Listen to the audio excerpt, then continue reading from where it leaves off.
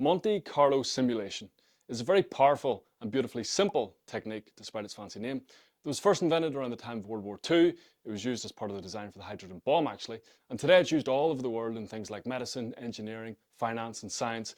And it's also used by us at Edge Hunters to help you guys make as much money as possible from your sports bonuses. Would you believe it? So what is Monte Carlo simulation and why is it so useful? So the easiest way to explain Monte Carlo simulation is to explain a simple example of when you might use it. So let's say that you're betting against your friend and you're doing a simple coin toss. If it's heads, you win $1. If it's tails, they win $1.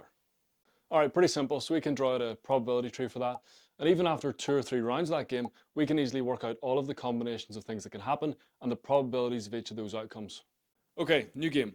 Now we're going to roll a dice. If it lands on the number on the left, you win the amount on the right. Alright, it's a fair game. But if you want to draw out a probability tree for that, you'll find that things get very messy very quickly because you've got 6 outcomes for round 1 and each of those 6 outcomes is 6 outcomes for round 2 and each of those 6 outcomes is 6 outcomes for round 3. So we're already up to 216 outcomes here. And if you went 25 rounds of that game, you'd hit a number of combinations greater than the number of grains of sand on the earth. So things get very complicated.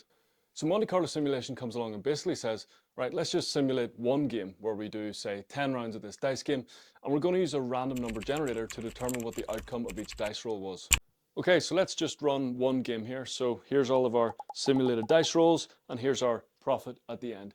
And if you were to repeat that hundreds of thousands of times, you would actually get a really clear indication of the kind of game you're getting yourself into.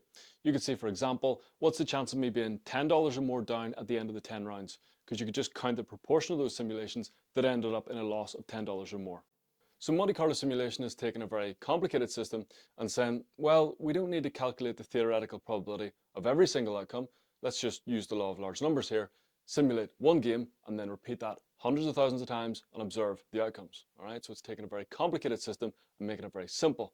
And that is the beauty of it. It was actually created by Stanislaw Ulam, a Polish-American mathematician. As the story goes, he was recovering from illness during World War II, and he was understandably bored. So he wanted to see the chance of winning a game of solitaire, right? And he was trying to work out all the combinatorics of things that could happen. Now, a bit like our dice game, you can imagine the probability tree for a whole damn game of solitaire gets extremely messy. So he just simulated one game and repeated that many, many times and observed the proportion of times that he won. This comes into play with sports bonuses because when you have a sports bonus where you have to wager a bonus a certain number of times, you've actually got a huge number of combinations of outcomes. So we use Monte Carlo simulation to determine what stake size you should go, what's your minimum profit, what's your average profit, what kind of a bankroll you're going to need to hedge all your bets, so you can rest assured knowing that you're doing the optimal strategy. And that is Monte Carlo simulation. And yes, it was named after the casino in Monaco.